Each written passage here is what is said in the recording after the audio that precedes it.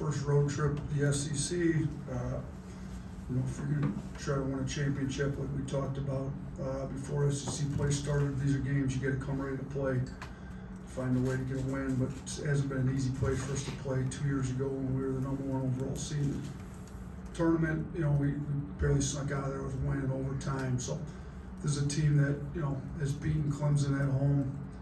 They've been a little bit up and down. Obviously, they didn't play well against Mississippi State. We all saw that score, but I think we should expect a team more like what played Clemson than what played Mississippi State.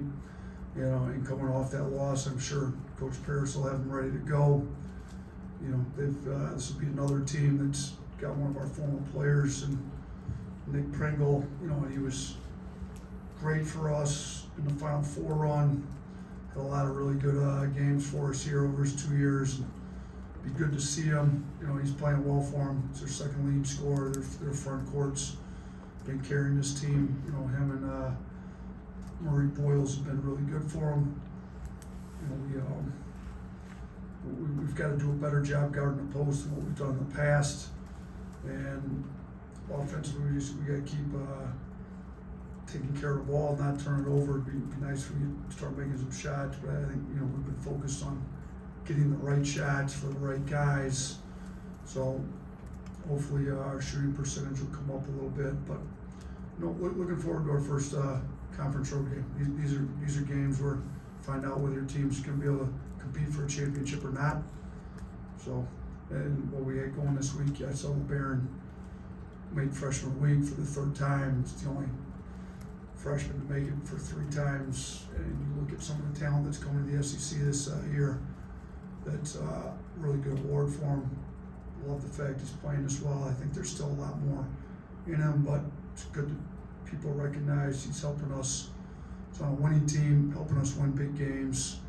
He's not just a freshman putting up big points on a losing team. So I think there's a lot to be said for that with the people that vote for these awards. And, thank you to them for recognizing what kind of impact he has on winning. Charlie?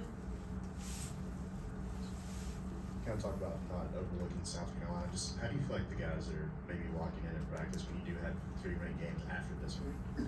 Yeah, I didn't even realize we had 3 ranked games after this one. I don't know if they did either because nobody's talked about it. I don't even know if anybody realized it. I just know we got a bunch of ranked games the rest of the year with this SEC. So I feel like our guys have been pretty mature. I thought we had a great practice yesterday. We were off Sunday, so we got after it pretty good yesterday. Just got out of practice today. It was a lot shorter, but I thought it was pretty crisp. I thought they got after it pretty good today. We just didn't go that long. So I feel like they're locked in to what we need to do. I think we've got enough veteran guys to understand the meaning of these games, and I don't think we'll overlook South Carolina knowing how good they were last year. I mean, Clemson, we split with Clemson last year. We're 1-2 against Clemson since I've been here. So for them to beat Clemson's already beat Kentucky this year. That we know they're a good team. Our guys know they're a good team. Occasionally good teams have bad games. I think that's what happened Saturday. Nick? Yeah, you mentioned Nick Pringle. Kind of follow up on that. Like, how have you seen his role maybe been different for them, or how has he changed as a player from his time there? They obviously play different than us. They play through the post more, so he gets more post touches, and he's been pretty good with them. I see some stuff he did for us that he's doing for them. Probably helping their offense a little bit. They play a lot slower than we do, so he's getting less in transition. But when the opportunity's there, he's still an unbelievable athlete. He can get out and run, so he'll take advantage if we're lazy in our transition D, and he'll get out. But the biggest thing is he's just getting a lot more post touches. He's playing more on the perimeter for us and kind of being a connector. Now he's actually getting fed and expected to score in the post, and he's doing a pretty good job of it. We're going to have to do a good job guarding him in there. Mike? I think Miles Studi had 19 when they played Clemson. You've done a pretty good job against him historically, but how do you carry that over in this game? Yeah, he can't get any open threes. I mean, he doesn't miss many open ones, particularly in the corners. His percentage is a lot higher on corner threes than the rest of them. So when he's in the corner, we can't give him any easy catch and shoot threes from anywhere really. On open catch and shoots, he's shooting a really high percentage. So whoever's on him has to be alert to that, and he just can't get you open threes off. Tony.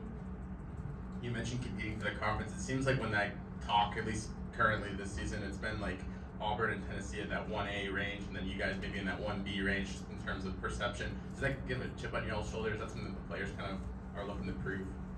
You know what? You'd have to ask them, but I would hope it would. But I mean, I understand it. Tennessee's undefeated. Auburn's played as well as anybody in the country all year. You know, those two teams have looked great. You know, we've fallen a couple times. Our road game at Purdue, we didn't look very good. Couple areas, I think we've cleaned a lot of that up since Purdue. The neutral one against Oregon, so that's the one Reitzel went out in. So we had to try to make some adjustments on the fly. We really haven't been healthy, but shoot, it's a game of basketball. There's a lot of injuries happening in it. You got to figure it out, whether it's in the middle of the game, whatever, and you got to figure it out on the fly. So we've dropped a couple. Auburn's only lost one, and they've looked very dominant in all their wins, and Tennessee hasn't lost any. But yeah, we've got something to prove. We're flying under the radar a little bit, which is nice for a change, you know. So we got to come in playing like we've got something to prove every game out. Blake.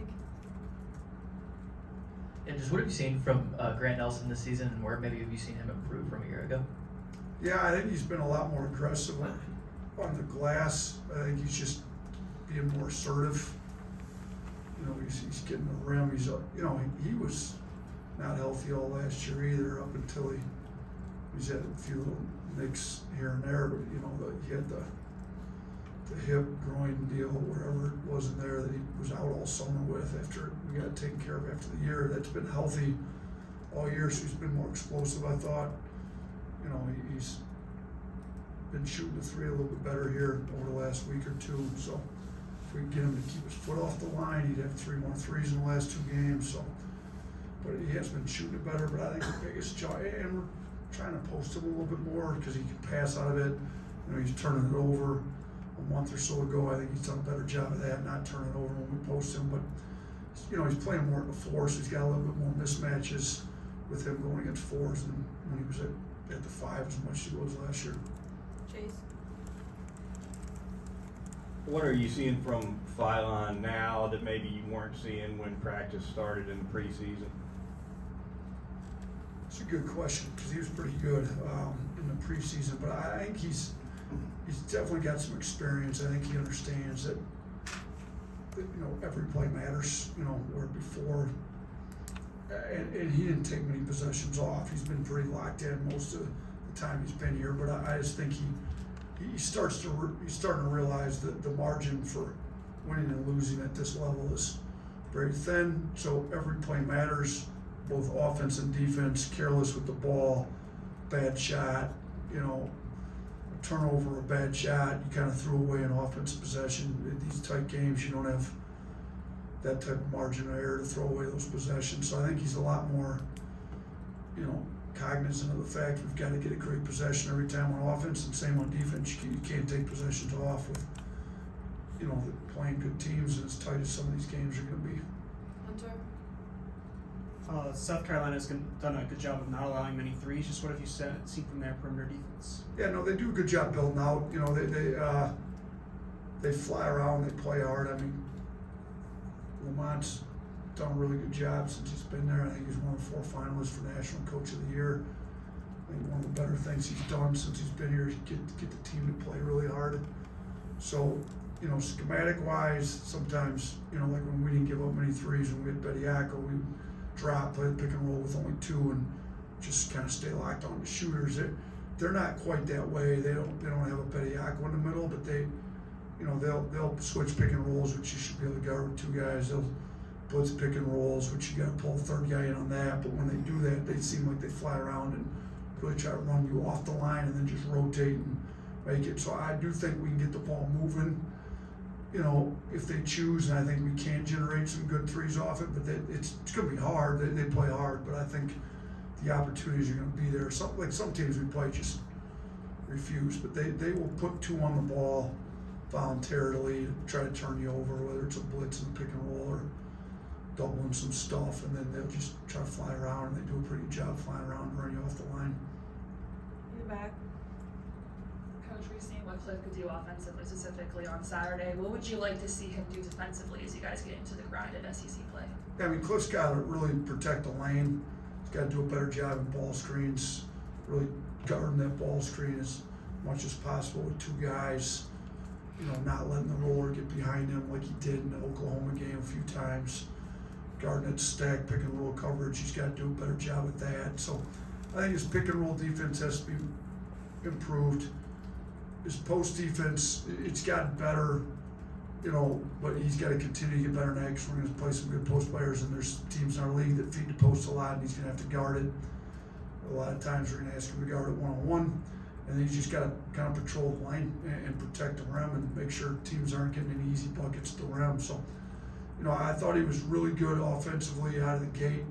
He was good both sides of the ball out of the gate. I thought our whole team was great defensively for the first half against Oklahoma in the second half. Not so well, but I thought he had good mindset coming out. He's got to keep getting out of pick and rolls faster so our guards can find him more and put more pressure on the rim. I think that'll help open up some open threes too when they're got to really be worried about him coming downhill at the rim. So he's been good, but there's a lot of room for improvement, and he can help us get a lot better as a team moving forward. Last call for Coach Oats. Nick? Nick ruined Just another follow-up to just again with the second game that you played a former player in the last two games. Like, are there any challenges to when a player has been here and they know your system, or does it kind of change so much year to year? Yeah, I mean, Nick's a smart player. He's going to know our play calls. He's going to know, you know, we've got some new stuff, but probably 80% of it is what we were doing last year. So he's going to know what we're doing on some play calls. I'm sure he's going to alert them to it. They're going to be a little more prepared than maybe some other teams would be. But, you know, we've got new personnel. We play so much in the flow anyways. We're not calling a set unless there's a dead ball typically. So, you know, it does present a few challenges, but like I tell our team, I don't really care if the other team knows we're running. We have to run it correctly. So if they know what we're doing, that's great. We know how to attack every different type of coverage. So, you know, if they're going to cover one way, we're going to attack it, and the guy's got to make the right read. So, you know, it's a little bit different, but and Nick's playing more than YG had been playing too, so he'll be in there. The other way of it is our guys know him and should know how to guard him better than just guarding a random guy that they've never seen before. So, you know, we've got that advantage a little bit. You know, Cliff wasn't here last year, but some of our guys were. You know, Dubate in the front court was here, Jenner was here, Grant was here, whoever ends up being on him will have a little bit better idea of how to guard him, hopefully, than just playing some random guy. But again, we didn't post him a ton last year, so we're gonna have to guard him a lot more in the post here in this game than what we even probably did in practice last year. So, all right, thanks, fellas. Are you giving him